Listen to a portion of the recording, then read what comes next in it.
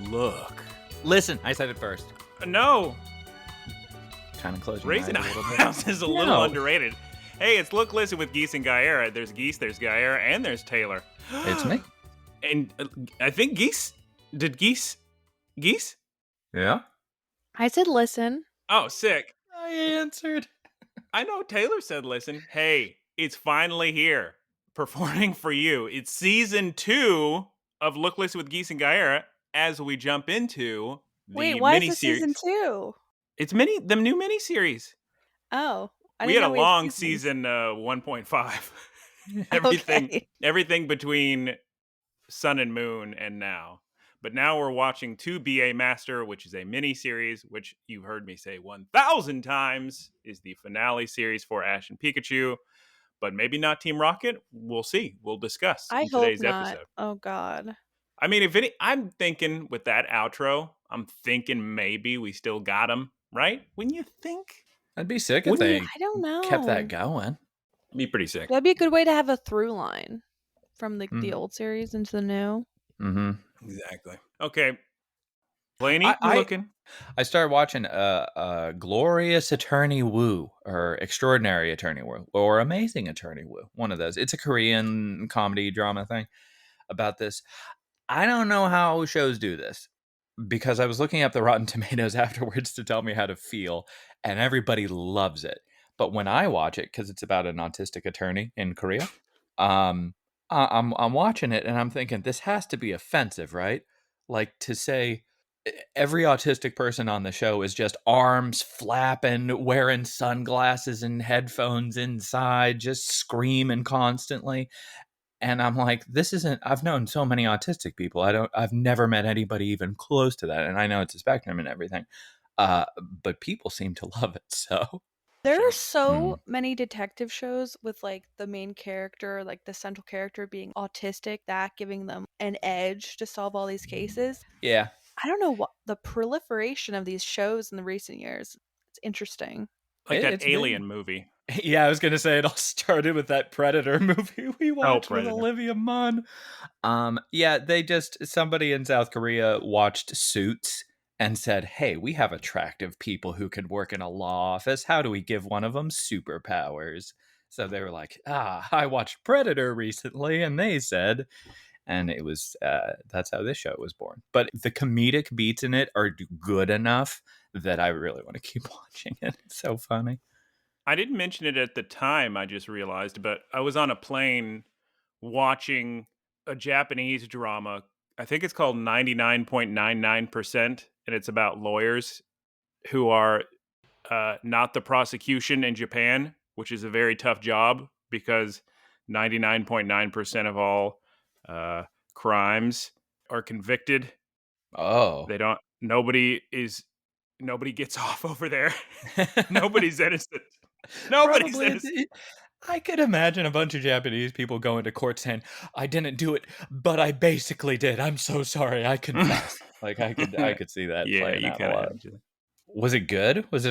I'm assuming it was a comedy. It was cheesy, from what I recall. Yeah. This one is too. The prosecutors, like, nobody understands what autism is in 2023, and they're just like, oh, but all autistic people are the same, and then they spend the episode telling you they're not, and it's a little dated, but it's fun. Geese, I believe we discussed the menu last week, did we not? I thought it was good. Reflecting back, they could have like spent more time. They kept teasing it. Deeper characterizations of that they're going to do of like some of the characters. Apparently the character played by Anya Taylor-Joy was originally going to be played by Emma Stone, yeah, which when I think about that character, I go, oh, that would work a lot better with Emma Stone. Not that I don't love Anya Taylor-Joy, but I think so Anya too. Taylor-Joy looks incredibly aristocratic and wealthy and doesn't work for the character. And young. Yeah. I just think overall, I won't spoil anything that happens. It could have used a little bit more focus on what they wanted the central theme. Like, they didn't go deep enough in any of like this stuff they brought up. I didn't feel quite satisfied. This sounds so bad, but it was just like trying so hard to be like an Ari Aster film but it was not as good as an Ari Aster film. So I still enjoyed it. My biggest disappointment is I think it could have been a lot better with a little bit more like refinement.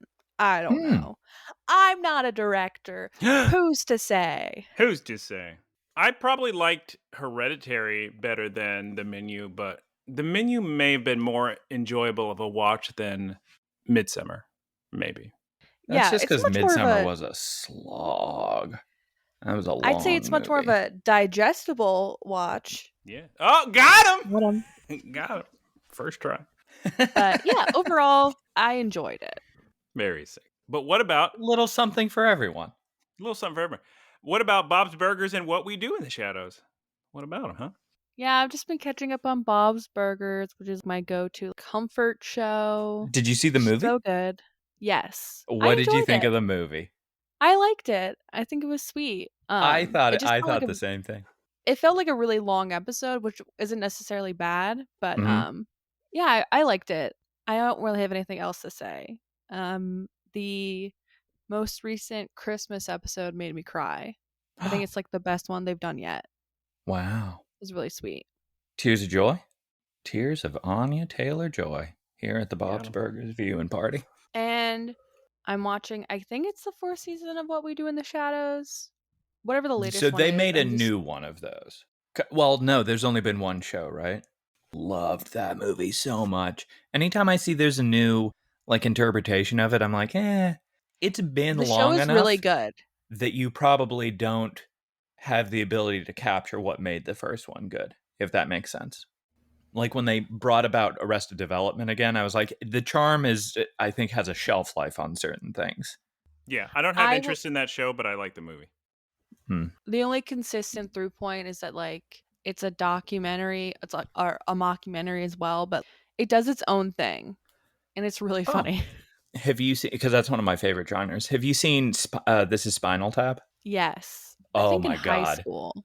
I love that movie so much. It's very hard to watch now, and I think streaming it is like $20 or something. This is Spinal Tap was underappreciated at the time of release, much like The Thing. Both are considered to be great films now, but at the time, not so much. I put both of those on my list. I have a giant list of movies that I always recommend to people, and those are both on it. Reading my list, it looks like I don't have hardly anything on here, so I'm going to quickly run through that and go into games. I don't know how this happens every single week, but I make my little AMC A-list reservations, and then I wake up and I go, I'm not hungry enough for raisins, or I'm too sleepy, so I'm not going to go to the movies. And then I end up canceling, which has happened so many times for this movie, Skinamarink, which is a micro-budget horror movie. Ooh.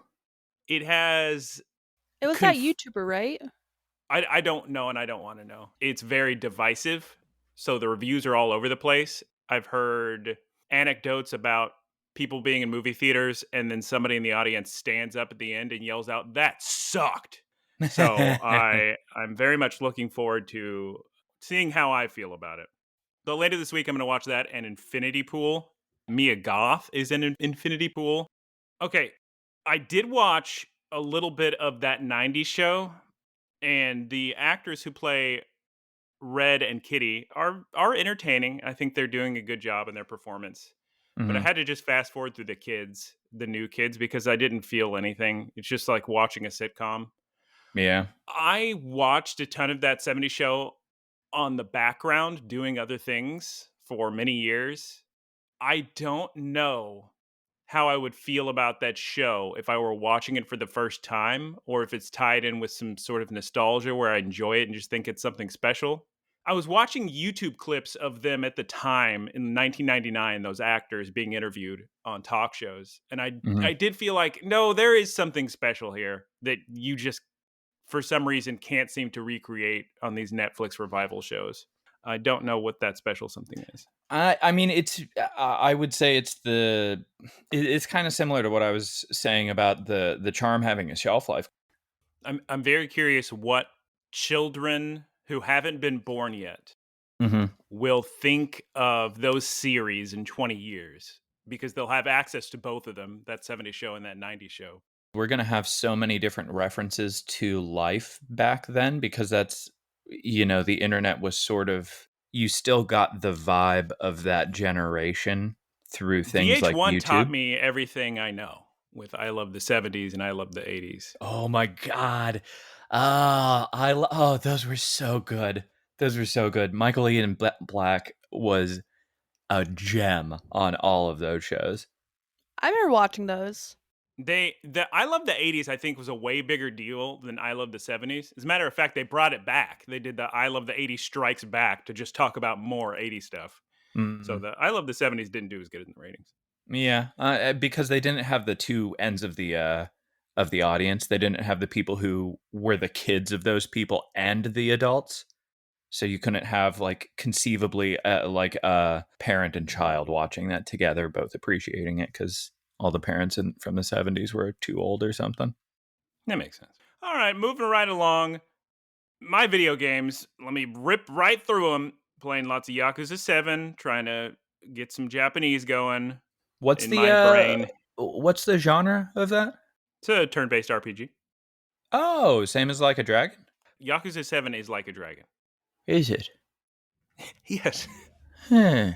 Interesting. Interesting. That's the series name in Japanese, is Like a Dragon. Yeah, because they Resident Evil'd it, right? Yes, exactly. Mm-hmm. And then you're gonna be so happy, girls. I played Turok 2 Seeds of Evil on Game Boy Color. Oh, that's so sick. What is that? How was it? It's very good. Like, way better than I thought.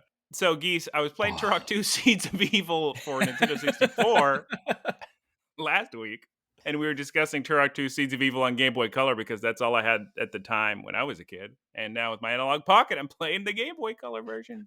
I've been playing a ton on the Analog Pocket. Power Rangers, the movie, the beat 'em up, Kid Clown and Crazy Chase, The Mask. The Mask is way better than it has any business being. That's just a platformer? Not too. Yeah, you're jumping, you're fighting, going through lots of grates and what do you call air ducts and pipes and things. It's like a big old labyrinth you're going through. I was gonna say like a Bugs Bunny Crazy Castle, but I think that's an entirely different kind of game. That's like a puzzle game. And I've been raiding in Scarlet and Violet. I'll probably bring up in the Poke News of the Week. I want to explain to you too, and the Clambos, if you're not aware. Raiding in Pokemon Scarlet and Violet is so much better than raiding in Pokemon Sword and Shield, but it's also completely different in the fact that when you're playing Sword and Shield, you just throw your legendary out there and you raid and you press the A button a bunch and that's the end of it.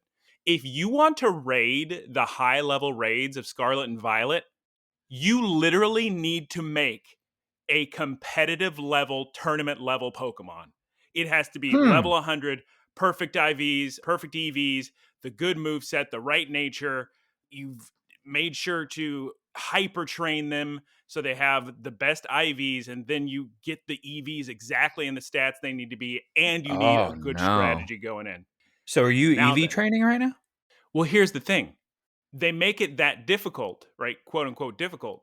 That actually makes it much more interesting having to build a new Pokemon for each of these. But here's the best part about current Pokemon.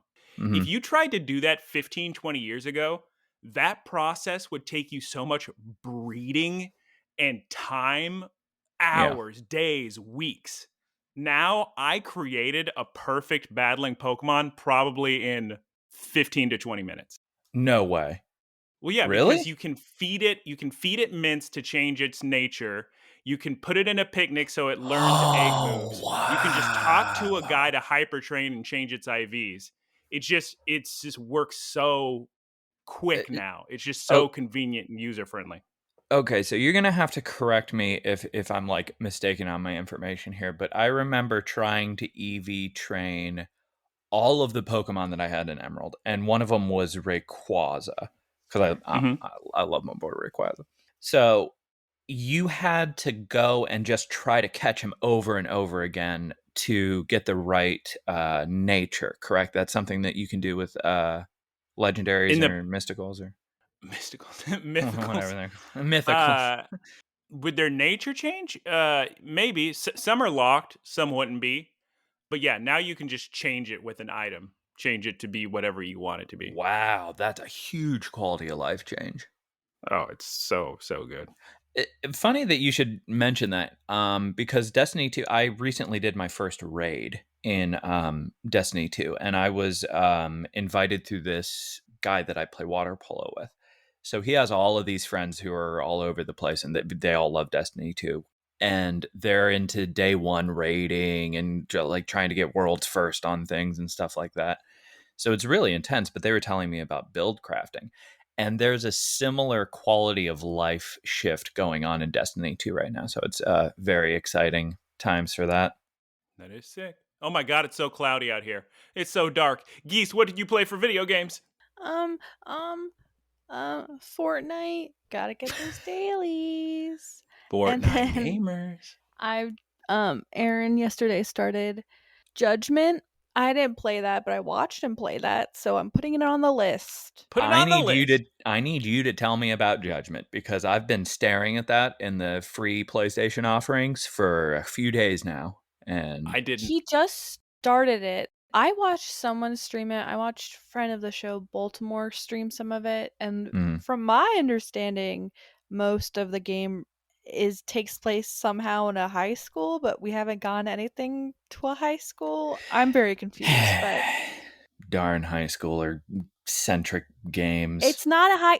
The thing is, like, the main character is not a high schooler. Like, I think there's something about like a kid being involved in like a murder, and that's why there's a lot of time in high school. Yeah, but yeah, it's like a Yakuza game. Oh, it's set in the Yakuza universe, correct? Really? Yes. Wow. Same developers. This pond is a lot deeper than I thought with this series. Speaking of free on PlayStation Plus, Taylor, one of the Destiny expansions is next week's PlayStation Plus. Hot tip news of the day, leaks from PlayStation Plus. It's not, I don't think it's the newest one. Geese, I'm hungry. Why don't you tell me your food? Oh, perfect time to watch a movie. Got Qdoba today. You like that? And how do you rank it against other burrito chains? I like it. It's hard because, like, I prefer Qdoba over Chipotle. Okay. Because I like Qdoba's if you say rice, I'm going to be skeptical. Topping offerings more. Mm-hmm. But it is, if you order online at Qdoba, they always mess it up. So that's just online ordering nowadays. Yeah. And you got to do it in person, because you have to say, can I get a little more rice? Can I get a little more of this? And then, the fifth time you do it, they kind of raise an eyebrow, but that's fine. Yeah.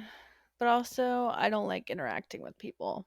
I gotcha. And then I got Chinese food the other day because my friend Justin, friend of the show, Justin. Shout I out. love my boy Justin. Fourth member of the show. But anyway, but he came over because for the last 3 days, I was home bringing alone. you food all the time. Coming over and he can't see anything. He's the reason the Qdoba order's always been bad. He's just pointing. Anyway, he came over because the last 3 days I was home alone and I did not drive. Is that how the theme song goes? I haven't been on the podcast because I was in Florida for a couple of weeks or days. I don't know. Time flies.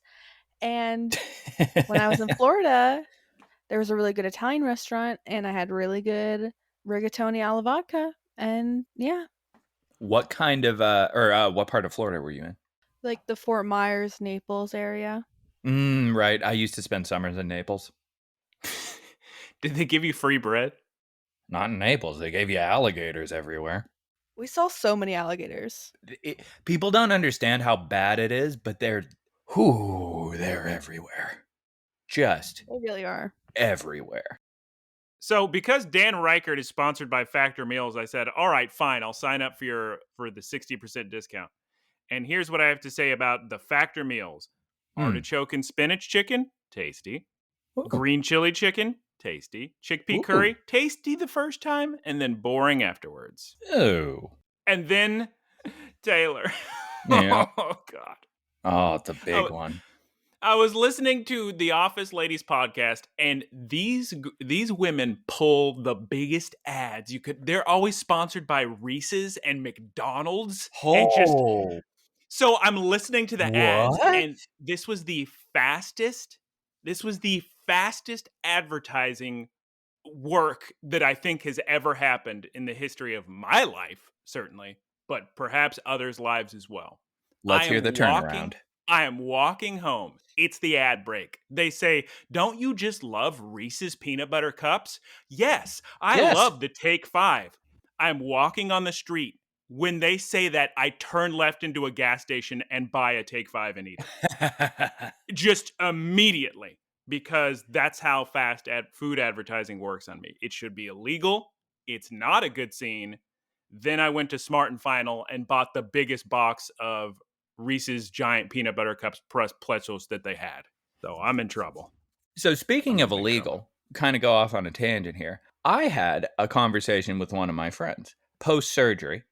I had all of these different requirements, and I had a very similar experience to this when I was going to Thailand getting my immunizations, right? When there's a certain level of attractiveness in a medical profession, I think it's actually dangerous, because I didn't pay attention to half of my post-surgery. Same with immunizations going to Thailand. That I was just staring at the doctor, just saying, "What a woman," and can't remember anything she said for 2 hours, and I can't remember what they said in post-op. Anyway, that's my illegal story of the You week. need to find uglier doctors, I guess, is what you're saying. It's only happened a couple. Well, other than the one that like literally saved my life, who doesn't work at that clinic anymore. You remember when I almost died? Yeah, it's happened a few Ooh, times. tell me the story. Tell me the story. Tell her the story about the wolves when you stood in front of everybody and said, "Get behind me." No, that was just dumb. No, it's just a bunch of noises on top of a hill in the hill country, and we heard some stuff, and I don't know why my brain does this, but it's very much Taylor jumping on grenades. I hope I'm never in a situation like that, because I'll do it. My brain will do it. It's happened a few times, right? Watch me do it. So there's all this rustling going on. We're stargazing or something on top of like a hill in the hill country in Texas. And we hear a bunch of rustling in the bushes, like something larger moving. And I just yell out, "Get behind me." And I walk towards it. And there's no control. There's no part of my brain that's like, let me think about the words. It's just like I do it. Here's the rest of my eating for the week. Oh, Yeah. guys, I felt so bad. I was walking to work, and there was this mother or grandmother with two kids, a girl and a boy. And she asked the kids, "Kid, Carl's Jr.?" And the girl said, "All right, yeah." And the little boy, the poor little boy, said, "No," because he hates Carl's Jr. so much. And he said, "Please, can we go to McDonald's?" And I was just thinking to the poor boy, "Oh, Dongles is right down the street. You guys can go to Dongles so easy." He said, "I hate Carl's Jr." And I looked back and I said, "Me too." Oh, I was going to say, he's a regular you. He probably had a real bad food poisoning experience. I was so mad at his sister because this. Why did she have to say yes to Kid Carl's Jr.? It's so gross. And that poor little boy's going to have his whole day ruined. And here I am with a big bag full of Chipotle, which I'm about to tell you what was in there. But I'm going to say not the sister's fault. Mother's fault. It's because they were so close to Carl's Jr. and I just felt bad for him because I could easily walk to Dongles from there. It's not a long walk, but I could tell that woman with the 2 kids would not be into walking to Dongles. But in my bag was a giant Chipotle burrito. I haven't eaten Chipotle for quite a long time because I'm so annoyed with the fact that they always used to let me put Chipotle Tabasco in the burrito before they wrap it. I would just ask and they'd go, "Okay, fine." Because the combination of the Chipotle Tabasco plus the sour cream sitting for a while as they absorb each other is incredible. And that's the only way I want to eat the burrito. Rice, yeah. But the last 4 or 5 times I've went, they refuse to do it. Even managers will not do it. And it's the strangest thing I can imagine. So I just can't eat a burrito that tastes good anymore. Is that just a Corona thing? No, this happened recently. Not in the past 3 years, in the past like 6 months or something. It's so strange. Sometimes you'll get one reasonable employee who'll go, "It's not a big deal," and just do it. But all the rest act like robots that are incapable of human thought. It's very strange. But they did their part. Yeah, well, we asked as you do yours. So I haven't eaten Chipotle in a long time, and they're emailing me about that fact, saying, "We haven't seen you in a long time. What is wrong?" Chipotle says. And so I had this free reward. The Chipotle reward takes me back to a simpler time. a better time. It's an actual free reward. Let me take you Clambos back to dongles when they introduced the mobile app. Back then, if you had a free coffee, a free iced coffee, it was free. It didn't matter how many espresso shots you added to it, it was still free. You had a free sandwich, add as many patties, add as many onion strips, extra cheese, extra everything, still free. It was a blank check. Exactly. These days, a free something means free minus any extras. Mm-hmm. But Chipotle, they're still free. So Oh, that sick. means you get double meat, queso, double wrap, everything. It's still free. And I was so That's excited. awesome.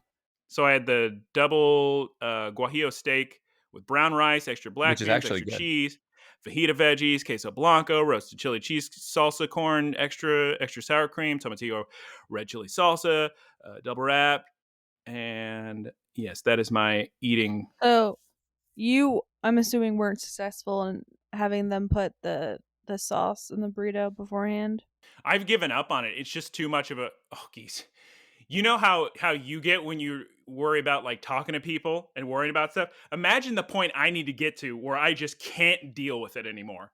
So instead I just had to get a little side container and I thought you were going to say a little sign that you just hold up. I should get a little sign like Wile E. Coyote. But I instead I just got a little side container and poured the Chipotle Tabasco in there, which was not the same, which was not as good, and I just ordered it on the app instead of standing in line, because it's standing in line when you really get in trouble, because not only does every single employee tell you no, but they also get the other people in line behind you to turn against you, so they form a team against you. Because you're the one holding up the line. Yeah. So it's a real bad scene. So when you make a burrito like that, like just throw everything on it, do you ever feel like you kind of fly too close to the sun and it ends up being kind of bad? No, what I get is a good combination of flavors. I had that happen one time with Freebirds.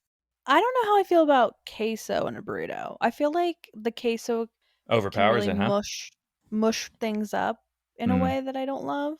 Okay. I've been a big queso burrito person. They didn't used to charge you at Freebirds, so I would get it all the time. They certainly didn't charge you at Tortilla Fresca, Geese, you know what I'm saying? I used to get queso inside the burrito and on top of the burrito. I had a Freebirds experience recently because I really wanted a Super Monster, and I was like, man, I haven't had a Super Monster in forever. What's a Super Monster? It's just 2 monsters. It's a fairly substantial. Right. I thought you. So Freebirds has different sizes. There's a half bird, Freebird, Monster, and Super Monster. Wait, what is there's probably one other. They're just different. Okay. Freebirds is just another like Chipotle Qdoba. Okay. Geese, at one point, Freebirds was by far the best of those 3. Chipotle, Qdoba, because of their Freebirds. steak. It was, I would say, it was less healthy than Chipotle, and they had the queso, and their hot sauce was better. The queso was free. So I go up, and you know, when you get a free or when you get a Super Monster, because it's such a big deal, it's not on the menu, and people get all excited and everything whenever you order it. They give you free queso. You can order extra cheese. You can go not double meat, but you can go just wild with your ordering. So I go up, and I'm like, "Can I get a Super Monster?" And the employee looks at me, and she gets this big smile on her face, and she goes, "Let me tell my coworker we got a Super Monster." And she goes up, and she goes to the other employee, and she's like, "Oh, a Super Monster. I love making those, and nobody orders them." And I'm going through the ingredients, and I was like, "Can I get a little more rice?" And she kind of looks at me, and I was like, "This is not the attitude I was expecting." And then I was like, "You were supposed to be excited." I know. And then I was started to sound like Chipotle over here. Do you guys still do free queso? And she goes, I don't think we do. And I said, You used to? And she said, yeah, we used to. We don't anymore. And I was like, this is not that exciting. And that continued. And by the end of the experience, I was like, just give me the burrito. I'm done here.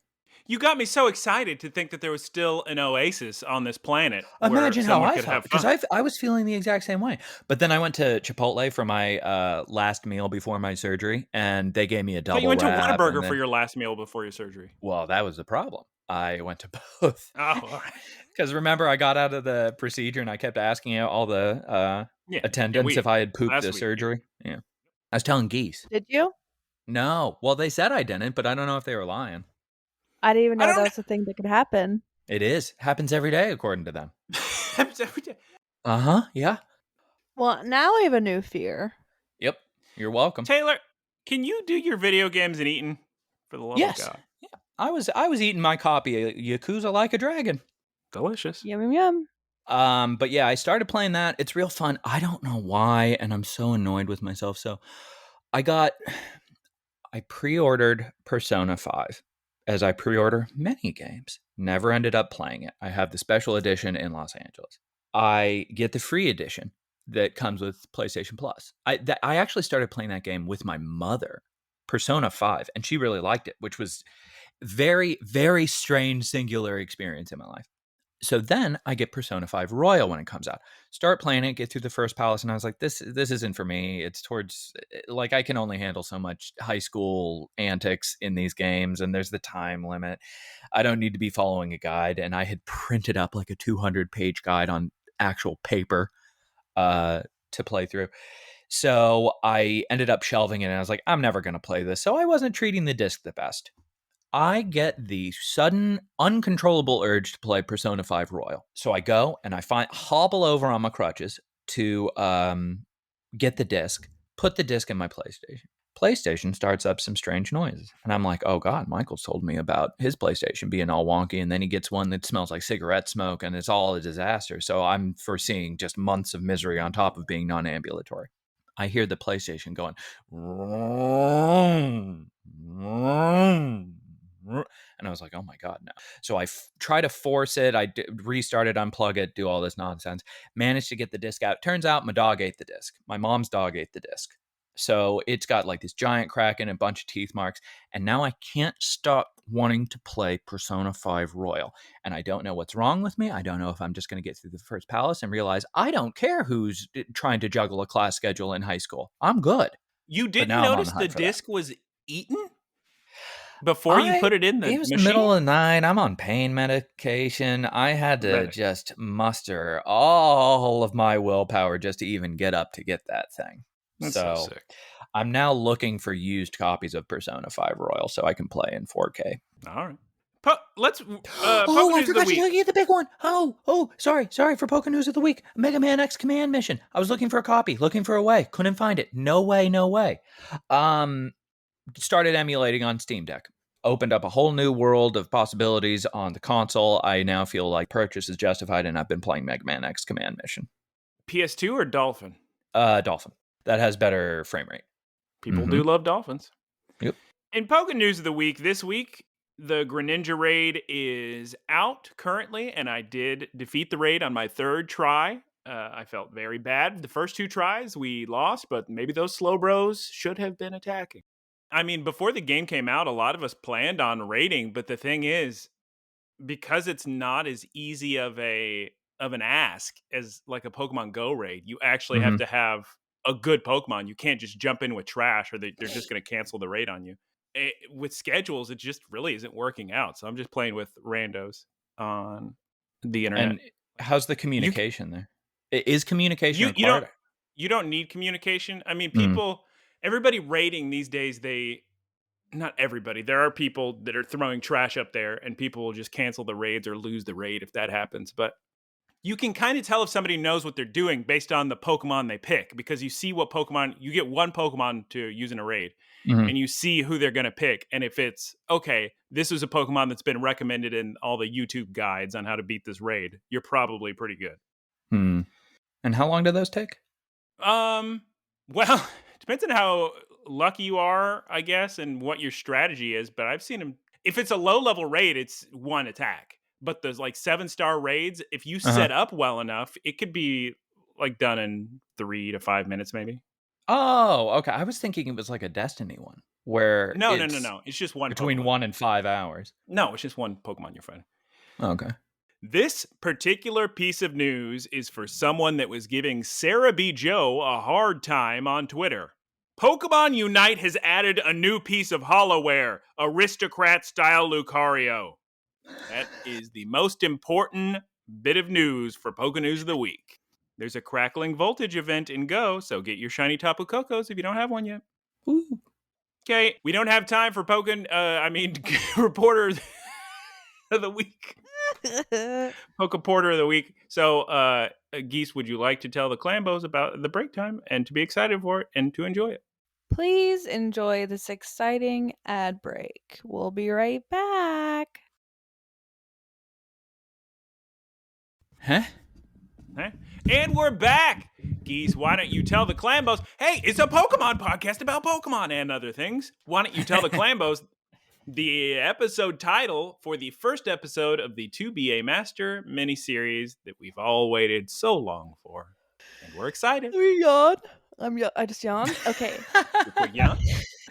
Very exciting. The ep- Oh, God. There you go.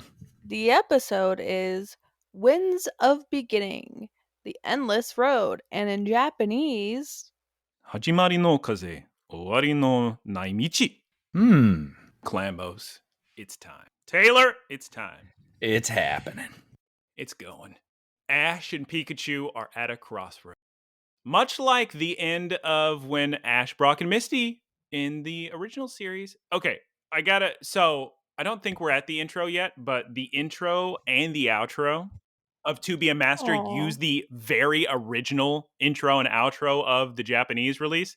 I mean, clearly in the intro, they added stuff from later seasons too, but the outro is just ripped exactly from, it's pulled straight from the original series. And so it's very emotional.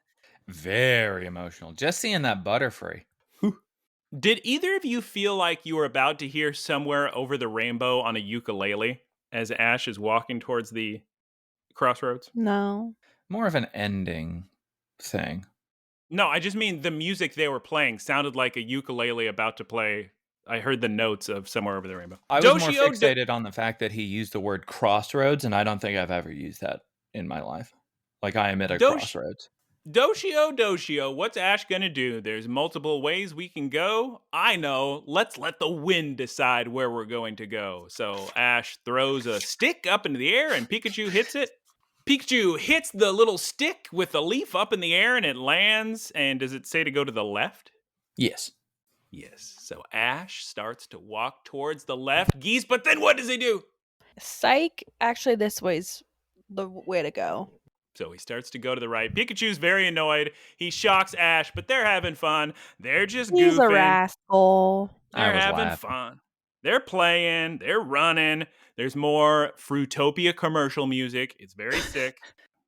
Did you notice how different their relationship is? How much more joking around and like Pikachu's like a little shocking him for fun and stuff like that. They seem more like pals goofing than the previous episodes that I've seen. No, they're still pals goofing. That's a relationship they built over 25 years or whatever. So the entire time I was listening to the sick music in this episode, I just kept thinking, how badly are they going to screw up this music when it comes to the dub? Do you guys remember the scene where they start playing this sick jazz? Because I do. Yeah. Some good jazz. They'll find a way. They'll find a way to mess it up. Okay, so they do the intro, same as the original Japanese series. I'm crying. And we see a fan tump. So already we're getting excited because the announcer kind of lists where Ash is. It's very poetic. It's just, okay, he's a Pokemon Master. Now he's on this new journey and he's in a mystery region. We don't even know because we see Pokemon from every generation. We see Phantump and Sawsbuck, Rattatas and Squovitz, and a Seedot. Who was the one who looked like the Mega Man character? The Acorn? Oh, that's Seedot. Looks like one of the little hazard guys from Mega Man X. It's funny you mentioned Mega Man because in Scarlet and Violet, somebody who's on my team, Cyril Edge, looks straight out of Mega Man Battle Network, and that's because one of the Pokemon designers in Scarlet and Violet used to work on the Mega Man series, so it makes sense. Interesting. Looks just like him. We see a Cherim, we see a Dewpider. The Ash and Pikachu are going through the forest, and they're hopping over stones on a river, a pretty quick-moving river, and Ash is saying Pikachu's name aloud. He's just pretended to be Pikachu. We see a Starly. He flies by super quick, the Generation 4 bird, but Ash gets distracted and falls into the river. Oh, it's fine. It's a very, very shallow river. Geese, what happens in the river? A bunch of Magikarp bite Ash's butt. Which is very strange for me to see. A Pokemon attacking a person. Yeah, they're just annoyed that he landed on him, probably. Mm. Pikachu is laughing. So here's a question. When people aren't around, when there aren't any battles happening, no Pokeballs involved, are Pokemon just using attacks against one another? Or do they pretty much just exist in peace? If they're fighting, yeah, they'll use attacks. And they'll probably use attacks to just get around their surroundings, too. Like cut down a tree or something. Okay, all right. Pikachu's laughing, but eventually he shocks the Magikarp and Ash, of course. But Ash is pretty good at getting shocked, as we've learned in this episode and also every other episode of Pokemon. The Rubber Man. But the rubber band, yes. So the Magikarp jump back in the river. Ash gets his frizzy electrified hair, which is a running theme in this episode, as I mentioned to Geese, while Taylor was in the bathroom. Then we cut to Tarzan Ash, which immediately turns into George of the Jungle Ash, as he's swinging on vines and hitting himself on trees. God, could you imagine, like, out of all of the evolutions, I would say the biggest swing between safe and danger has to be Kakuna to Beedrill, right? No, there's way worse than that. Well, the biggest Pupitar to swing. Tyranitar. Oh. Pupitar to Tyranitar. Because Pupitar is the same thing. It's a little cocoon. Oh, okay. Yeah, all right. Cocoon to Godzilla is a little bit worse than a bee. Yeah. But anyway, Ash is swinging. He notices there's a Kakuna hanging from the same tree, and the Kakuna starts to fall, and Ash catches it, so it's nice and safe. And then the Kakuna evolves in his hands into a big giant Beedrill, but Ash manages to convince the Beedrill not to hurt it. I was thinking, is this going to be a Togepi situation where the Kakuna thinks Ash is his mother or something? I was that'd be also, sick. that's what I was expecting. But they just had a little standoff, and Ash nervously poked Beedrill's. His name in Japanese, as I'm sure you saw, was just Spear. So he poked his little spears, and Beedrill flew off, and everybody was safe. Thank goodness. Turns out Ash is interested in making new friends. Then we cut down to Ash and Pikachu relaxing under a tree, lots of shade. They see a Ninjask fly by, and then we cut to Mr. Mime, and I immediately clock it as, oh, this must be Ash's mother's house. And Mr. Mime's putting on the best faces you could possibly imagine. Yeah. It's real nice. Ash's mother has the cutest little Squirtle watering can Yeah. you could imagine. They actually sold it. I don't know if they sold it before or after this episode aired. Probably before, actually. I'd love to have one, even though I have no plants to water. Mr. Mime is very unamused to see Professor Oak riding up on his bicycle. And you two already know what I'm going to say about the actors playing Professor Oak and Dahlia Ketchum. Go ahead and tell me what I'm going to say. Ash's mom is a bit too old voice, but I think Professor Oak is fine. I guess Professor Oak is an older man, but He's a it's zaddy. like Oji-san over here. These are some old actors playing some characters that are not that old. It was weird that Professor Oak was saying Miss Mom. Very familiar. Mama, Yeah, that is interesting. Mm-hmm. All right. But it's like the Marge Simpson situation where you just can't listen to a current episode of The Simpsons because that poor actor, her voice is not there. You can just tell she's in pain trying to do that character. So it's tough to listen to. Has it been the same actor on The Simpsons? Yeah. But we see a sick portrait of Ash in, I think it's probably the Galar region or wherever that big giant tournament took place where he just became the greatest Pokemon champion of the world. And he's got all his Galar pokes and a bunch of pokes he met over there. And he's with Go, which is his companion in the Generation 8 Journey series, which we've seen in that Team Rocket episode. And now, Taylor, please tell the Clambos what you mentioned earlier about what Ash's current goal is since he's a Pokemon Master. So this is very funny to me because I'm not up to date with Pokemon, right? So Professor Oak and Miss Mom are talking about it, and he's just talking about, oh, it's good to run around without a goal in life. And I thought I misread it because I'm thinking of every time I've seen Ash, his one note is, I'm going to be a Pokemon master. I'm going to be the best trainer in the world. That's all I'm going to do. Like, that's his introduction to people is, hello, I'm going to be a Pokemon master. And for me to read that he didn't have any goals, I was very confused. So I guess this is taking place after he did his goals. Yep, but his he mom did. says he just wants to make more friends, which is so sad because Ash and Misty are nowhere, or Brock and Misty are nowhere to be seen. Well, did you watch the coming up next time on Pokemon? Because maybe you're in for a treat, girls. I tend to skip those, so I'm surprised. Did you watch the outro I told you to watch? Yes, I did. Very sick. Okay, then we get something which I find interesting. We get an actual Professor Oak haiku in the middle of the episode, which you Clambos will know because I've mentioned before, that has been a thing in the Japanese show for a while, where they have a haiku at the end of the episode, but not in the English version. So, what are they going to do in English? Cut it out or just pretend it's always been there? Who's to say? Who's to say? Probably have to make a new one, no? Make a new what? Like make an English haiku for him to say? Well, obviously, but I just mean the whole Professor Oak haiku is at the end of all these Japanese episodes, so Japanese viewers know what that's referencing. Mhm. It'll just come out of nowhere to an English-speaking audience, is what I'm saying. They probably won't care too much. We cut to Ash and Pikachu. There's a Kricketot in the tree. Everybody loves Kricketot. And there's a Patrat. Pop quiz for you girls. Who does Patrat evolve into? Patricate. Nope. What's Darn it. Patrat?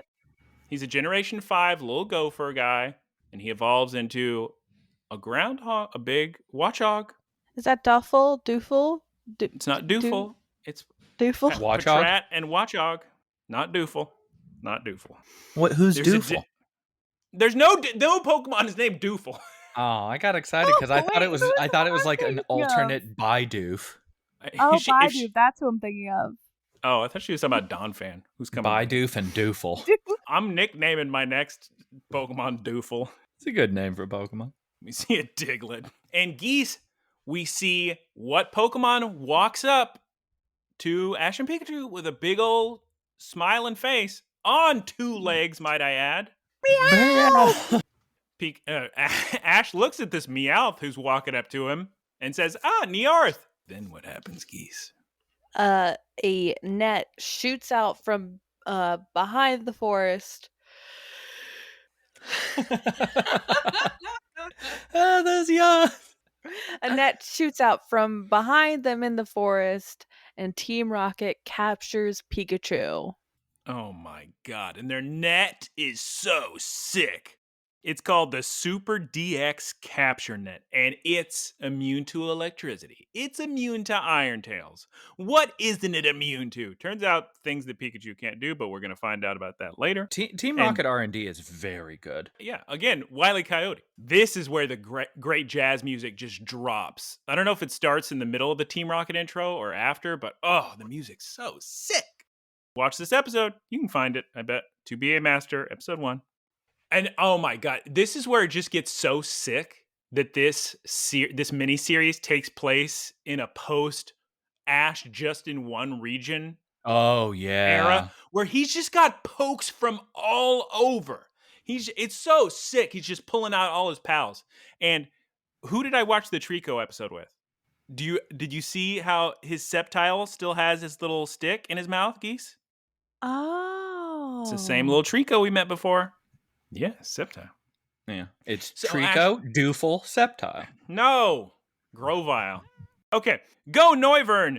Oh my god, Wobbuffet's gonna reflect what attack Noivern sent at him and throw it back at Ash, but luckily Donphan's gonna come out and he's gonna use a rollout and absorb it and everything's gonna be sick. It was a very sick fight. Very sick Leaf Slash, Razor Leaf, whatever. Leaf Blade from Sceptile. Leaf Blade, yeah.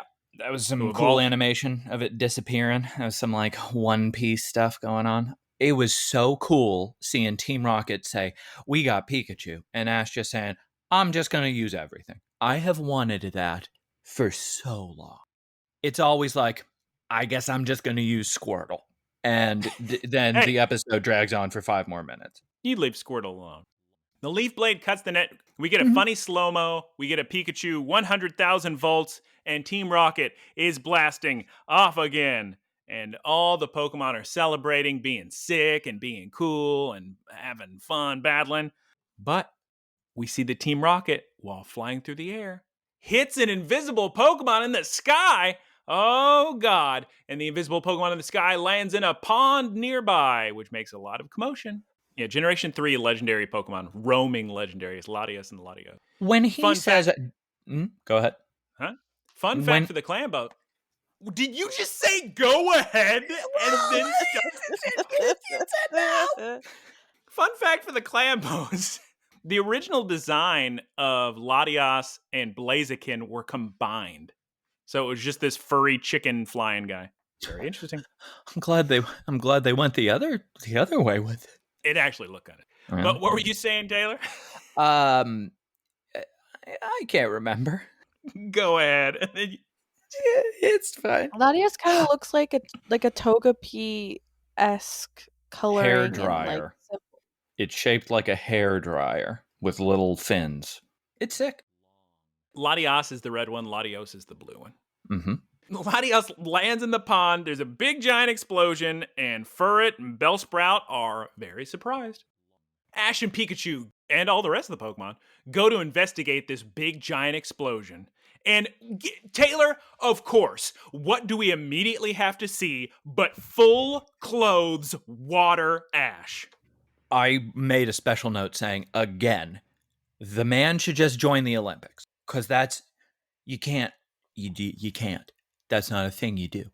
The boy will jump into water with as many clothes as possible. Just give him a coat, give him a hoodie, get him in that water. He tries to save Latias. He's having a hard time. It's a big, giant, legendary Pokemon. He pulls some more Pokeballs out of his pocket and says, Buizel, you help. Good old little Buizel. Never evolved. He's still fun. My boy Buizel. So sick having all these pokes. There's great music going on. Clambos, you gotta watch this series. It's so fun. I'm actually very excited for this series. So they finally get Latias nice and safe. All the Pokemon are all around it. Ash pulls out a potion, some bandages, and we're going to patch up this Latias and get it right as rain. I like Evil Bat Dragon, whose Pokemon. That's Noivern. He's sick. And Poke News of the Week, the Noibat Community Day coming very shortly this week. So get your shiny Noibats and Noiverns. Did they just have a community for every Pokemon? And then they have a day for it? It's one a month. When you have over 1,000 Pokemon, one a month really isn't hitting every Pokemon. But you do get, as long as you get the starter as the Community Day poke, that means you can get that whole line shiny. So like Larvitar just had the Community Day Classic, so I got 3 of them. So I have a shiny Larvitar, Pupitar, and Tyranitar now. Oh, it's very sick. I already mentioned this before, but it stinks that for me personally, we're having a shiny Noibat Community Day because I just full odds caught a shiny Noibat, 2 shiny Noibats just walking around with my Pokeball, which was silly for me. But can't look a gift horse in the mouth. It's nighttime now. We got the hoot hoots a hootin' because it's nighttime. We got Latias by the campfire. All the Pokemon. Geese. Who? Yes, you said all the Pokemon and then you said geese. And I was just picturing a pond full of geese surrounded by Pokemon. Some Dunklets and Swanna. Geese. Who do we cut to? We see Team Rocket. I think this is a rare instance where we see the post of what happens when Team Rocket gets blasted off. We see them walking in the woods. Complaining about how hungry they are. Oh, God. Yeah. And then they see the fire and they go to investigate. And they see that it's Ash. And Meowth asks his Rotom cell phone, what kind of Pokemon is that? And then the Rotom like cell phone is like, that's a legendary Pokemon. And they're like, time to steal. Is Team Rocket's Pokedex evil? Getting evil vibes. Here's something that's super neat that they've established in the anime, that all these Rotom have different personalities. So when we were watching Sun and Moon, the Rotom Dex Ash had, that Rotom was like a bit of a nerd, right? You would say, Geese? Big nerd. Yeah. Big nerd. And Team Rocket's Rotom Dex has this baby voice. but it also just doesn't tell all the information a lot of time, or it gives it with a slant. It's very amusing. They don't have the best roto. But as we look at Ash by the campfire, he gently and sweetly potions Latias some more because they notice that her bandages are coming off. So Ash tries to put some fresh bandages on it and tie it better this time. We cut to sunrise. There's some fletchling flying by, and the Pokes all look cute sleeping, but Sceptile and Noibat are standing guard. They must be sleepy as all get out, unless maybe they did shifts. I don't know. I like how emotive Latias is in this episode. Yeah, she's one of those emotional Pokemon. Very, very sick that there was a wild Pokemon reacting to Ash in that way as well. You need to get away from me. Does that happen very often? Because that stood out to me. Yeah, she was real spooked when she woke up and she flew off. Real quick, Poke trivia of the day. Geese, you remember how we watched the episode where Ash got his first kiss? What? Was it Pikachu? Yeah. No, it was Serena, a woman, human girl. But wow. Technically, if you want to get technical, in one of the early Pokemon movies, Latias did transform into a human and kissed Ash. But that was just a Pokemon. But you're going to have to look up the scene. Clambos, write in lookcast@gmail.com and tell Geese. What? Yes, it's Is true. it the same Latias? Latias is a legendary, but it's tough these days. Legendaries that there are more than one of. I think at this point, clearly, there's more than one Articuno, Zapdos, and Moltres, because we even have the Galarian variants of it too. Some legendaries there's more than one of, some there isn't. There's definitely more than one Heatran, but tough. Who's to say? Is it the same Latias? Maybe. Well, she would probably remember him, right? Maybe it's not the same Latias. Maybe not. Maybe she does that to a lot of young boys. It's like a Zeus situation. But anyway, she flies up. She flies up. Latias flies up all upset, rips off her bandage. Ash is saying, no, don't do that. You got to let it heal. Stop. But she's scared, Geese. And that's what Ash says. And she's all upset. And then, Geese, what happens? What cell tail mouth appears from the forest? We get a robot arm with kiss lip suction arm thingy that sucks up Latias, and also Ash jumps in to join her. The Meowth balloon is enormous. I can't tell if it's just the angle or if it's bigger than usual, but they have a glass sphere that Latias and Ash are inside, and they pour freezing gas into it. What is this? Some sort of... love the line, kids don't get cold. No. Sorry. I jumped ahead. No, that's fine. The O was for feeling bad for Ash. He's trying to psych himself out of being cold. Well, it's a line for me because I have always said that kids are just immune to temperature changes. Really? Yeah, it's just like, oh, it's 4 degrees outside. Whatever. When I was a little kid, I refused to wear anything but sundresses, and my kindergarten teacher thought my mother was abusing me and neglecting me. So she had to call in my mom and be like, you need to make her wear winter appropriate clothing. Oh, that's amazing. I thought when I was a kid, I refused to wear anything other than a Batman cowl, shorts, and cowboy boots. And my mom never got put under question. Although that would be like a really funny abusive dynamic. You can only wear your Batman cowl when you're leaving the house. And I'm like crying. I'm like, I don't want to be Batman. Sounds like you two went to school in nice neighborhoods, because I always had a uniform. We had to wear a white shirt and navy slacks, and that was it. I mean, uniforms can mean very nice neighborhoods, but yeah. Oh, no. That's not the reason. It was for gangs, not for academies. Super cooled capsule. Pikachu's furious that Ash has been kidnapped in the liquid nitrogen tank or whatever. They're all Team Rocket explains, look, we got a great invention. Since dragons are weak to ice and Latias is dragon type, we're doing it this time. We're going to win. Ash yells at Pikachu, hey, Pikachu, why don't you use 100,000 volts on me? That'll do the trick. And it turns out Team Rocket did not plan for Pikachu. They planned for Pikachu for the net, but not for the super cooled capsule. Also, love Pokemon. This is a great fun to watch. Bit of a what do you call those things in entertainment?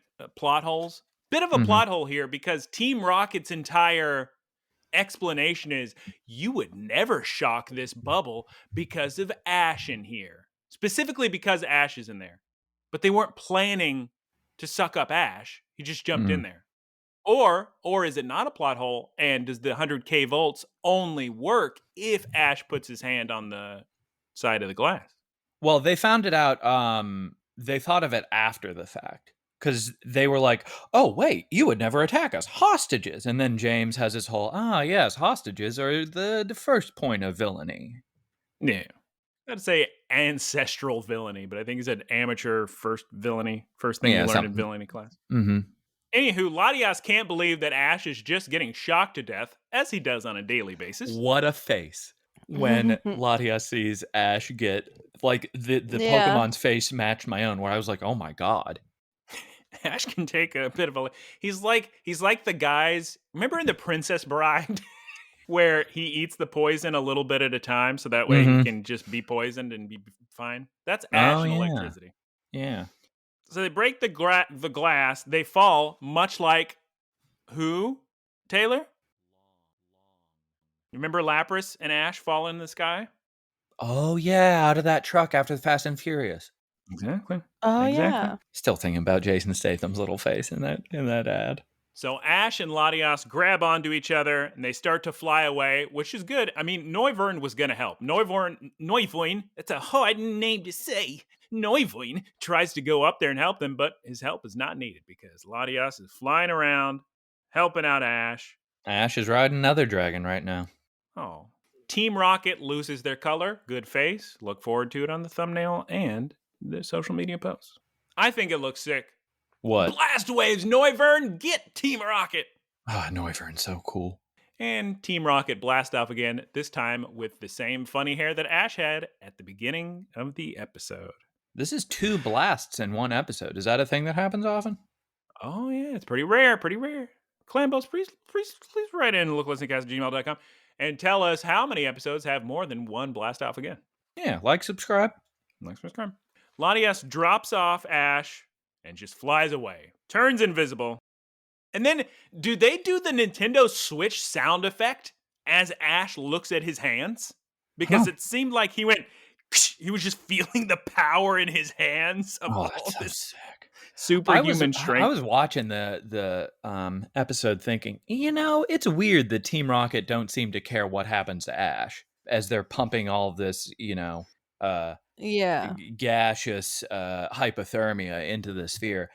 But he sends them off via explosion quite frequently. So yeah, it's still a kid. This anime is still currently a children's show. You got the plot armor. You're good. So we've solved all issues in the episode. It is now time for the epilogue of the episode. Not epilogue. You know what I'm saying. The climax is ended, is what I'm trying to say. So, as we get to the end of the episode, Latias is watching Ash walk off into the sunset. Pidgey's flying by. You get the game music from the video game in the background. Very emotional. What do you think is going to be the legendary that they send Ash off with? Because they have to, right? Like, they have to give him a legendary Pokemon. What, you mean to capture? Like he captures? Yeah. Or is the whole point going to be that he doesn't? He doesn't need a legendary. That was Go's whole thing. So the last season, Pokemon Journeys, Go's whole thing is, I want a Mew. So that was his goal. He wanted Mew. Did he get it? I think Mew was friendly. I think he hung out with him. That didn't work. Has Ash met, is it Arceus or Arceus? It's Arceus, right? Arceus is the current accepted official name. All because of British, and they use the beginning syllable of that to mean something else. Ash met Arceus? Yeah, there was an Arceus movie. Okay. But I think the movies aren't canon to the regular TV show line. Interesting. Are they going to do this little last 9 episode thing and then a movie to finalize it? Or is it just this 9 episodes and that's it? There's no news about an Ash movie after this. No, the only thing announced after these 9 episodes is the Scarlet Violet anime with the 2 new protagonists. There's so many things that they can do with Ash now. Like they can make him an adult and like helping the kids in like sort of a Professor Oak, but more exciting Make him a kind of way. daddy. Yes, they could. Yep. He could still live with his mother, who's a grandmother and married to Professor Oak. We all know it's going to happen. No, stop It's it. only a matter of time. We see Butterfree. Oh, wait, he has a father. He does, which I completely forgot to mention last week. The entire time we were recording, I kept saying, and I'm going to talk about at the end my theories. I just never did. Now, I'm thinking the episode Taylor and I watched, which was set in that secondary movie retell timeline you cannot redo. Mm-hmm. I'm pretty sure maybe the final episode or second to final episode, we're going to see Ash's father, I think, in this series. And it's just going to be Professor Oak. No, it's not going to be Professor. That wouldn't even make sense. Gary was his brother. Just make him Gary's. No, that would be his uncle, his nephew. Mr. Mime. Mr. Mime is his dad. Or his stepdad, at least. I'm going to lose That would set a very interesting precedent. No, it wouldn't. Taylor, did you see the Sun and Moon episodes with Mr. Mime? No. Mr. Mime is holding Ash's mom's leg in one scene. Not like her again thigh. with this. Oh my goodness. That would make the Latias-Ash relationship make a lot more sense. Something to think about. Nope. There's a Snorlax and a Baneri is on top of the Snorlax, and it's very adorable. And we see a Windows Vista background as Ash stares at the green hills. Like Taylor mentioned, Latias is watching in the sky, invisible. And we get the classic outro with a very good song as Pikachu is balancing itself on a Pokeball. Very good song. We get the next episode, which, Geese, I bet you're excited for next episode because we're going to get to see Misty and Rowlet. So very exciting. Wait, Rowlet too? Did you not watch the Next Time on Pokes? I did, but I didn't see Rowlet. Yeah, Rowlet was hanging out on Misty's head. What Pokemon is Rowlet? Is that? He's a little owl. Oh, that's so cute. He goes like this. He's a meme. So after the Next Time on Pokes, we get a little outro featuring Team Rocket. Now, by the time this episode aired, in Japan, they had already done a few of these where Team Rocket in their little archaeologist outfits are exploring Paldea, and they encountered the starters. So they encountered Sprigatito, Fuecoco, and Quaxley. And in this episode, they encounter the box legendary of Pokemon Scarlet, which is, of course, Koraidon, which means past in Japanese, the Korai, and Mirai is the future.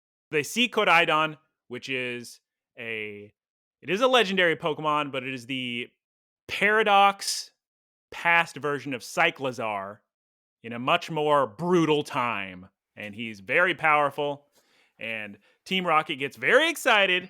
Geese, why don't you tell the Clambos what happens? Team Rocket's in their little safari gear, and they're looking for Pokemon, and then they see what is it? How do you pronounce it? Paradoxial Cycloxymon. Koraidon. Koraidon, and then the Koraidon sees them, growls or something, and they run away. It's very sick. That's almost what happens.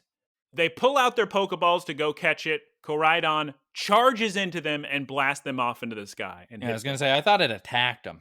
It does. But the ding is very sick. It's like when you have the home run bat in Super Smash Brothers. Yeah. Very sick Pokemon, too. Clambos, we did it. We got through the whole episode. I hope you enjoyed it. It's very emotional. You should watch it as well. Like Taylor said, use an ad blocker because it's a sketch site, but that's fine. I'm not waiting for a dub. There were just every single time I tried to adjust rewind to watch a scene again, or when you were telling me go watch the stinger thing at the end. Were you watching on mobile?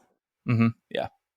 Oh, yeah. I have that problem on mobile, but not on desktop. I don't have that issue. Do you use it? I mean, you probably use an ad blocker then. Yeah. But I even have an ad blocker on my phone. It doesn't work on that side. Let's jump up into the wrap up, everybody. Geese, go, go, go, go, go. The wrap up. Do. Thank you all for listening. If you want to follow us on social media, you can follow us at Look Listen Cast on Twitter, Instagram, and YouTube. Thank you to Keith Squared for our artwork. You can find him at twitch.tv/Keith Squared, all one word. Thank you to all of our supporters. You can support us by going to looklistencast.com and clicking the anchor.fm link and support us monthly. Thank you so much, supporters. Shouts out for our website and our boilerplate Taylor and our ad edit from Professor Ticklebits at twitch.tv/PROF_Ticklebits. That's the current one. He has got to change that name again. I'm sorry. Yeah, he does. You can't find his name because if you type in Twitch and bits, you're certainly not going to get Aaron. I'll tell you that right now on Google. Clambos, please recommend this podcast to your friends and family because there's no swear words, so anybody can listen. Taylor, please read our question this week from TheMasterDS. As per Geese, go ahead and read the question this week from TheMasterDS. The Master DS asks, would you ride a motorcycle? She can't even get through. Oh, I got it. She's got it. What are you laughing about? Would you ride a motorcycle that was alive? Hey, wait, hold on, give me 1 time. Would you ride a motorcycle that was alive or a horse? Yes. I would definitely ride an alive horse, yes. Yes, the Master DS. I would ride a horse. I did. His name was Domi. It was in Mexico, but he didn't like listening, and he just ate a bunch of grass when he was supposed to be walking. Wait, you rode a horse in Mexico? Yes. When did that happen? I would ride a horse. That happened when one of the big hurricanes was going to destroy Houston, so we went to Mexico instead. It was right after Katrina. So people were a little on edge. I just went to San Antonio. He went to Mexico? Yep. We went to Nuevo Laredo. That's funny. I just rode a horse. That's where I got my whip straight into the apocalypse. That's where I got my whip and my accordion. And Kevin walked up to the stall at 8 years old or whatever and bought cervezas. Oh, that's how it all started for him, really. Oh, that's great. That's great. We fled the country and started a new life on horseback. Wait, how did you leave the country? Do you have passports on you? You didn't need passports back then to go to Mexico. Oh. Yep, good times. You could even go to Canada. Mm-hmm. You didn't need passports back then. I would ride a horse, though I think I'm probably allergic. Oh. Would I ride in a bike that was alive? I don't know. Did it have a good personality? My answer, the Master DS, is no. I would not. That sounds terrifying. Taylor, would you ride a horse? I rode a horse when I was 6, and that scared me. And the only picture I have is my mom standing next to me and me crying on the horse. Do I know that picture? Yes, it's when I had like really blonde hair. Oh God, he was so blonde, Geese. It was like like a cornfield, like Children of the Corn. Yeah, I had like white blonde hair when I was a kid. Crazy. But beyond that, let's see. There's a girl that I briefly dated who had horses, and she tried to get me to ride one, and I just outright refused. Probably led to the end, but not a fan of horses. As far as sentient, that's a no. So is it going to be? It depends on like the temperament of the motorcycle. Is it like a Knight Rider situation where it's helpful and like a little bit sassy, but like really cool? Sure. I mean, the question's coming from Miraidon and Koraidon, which of course, much like Cyclizar, are Pokemon with wheels that you can ride. Okay. So if it's just sure, yeah, that sounds real fun.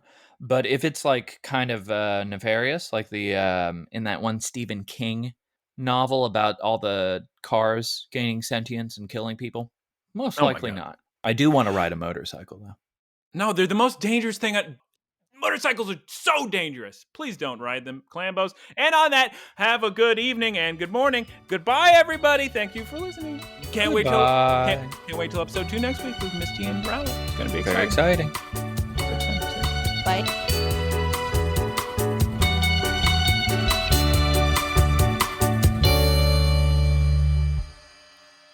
Howdy, y'all. It's me, Geese Pete. Thank you for listening to the Geese Pete Productions podcast. Geese Peep Enterprises, doing business as Peep Industries, together with its subsidiaries, is a diversified worldwide entertainment company with operations in media networks, talent management, parks and resorts, multimedia entertainment, and consumer products and interactive media. Geese Peep Enterprises is a Dow 30 company.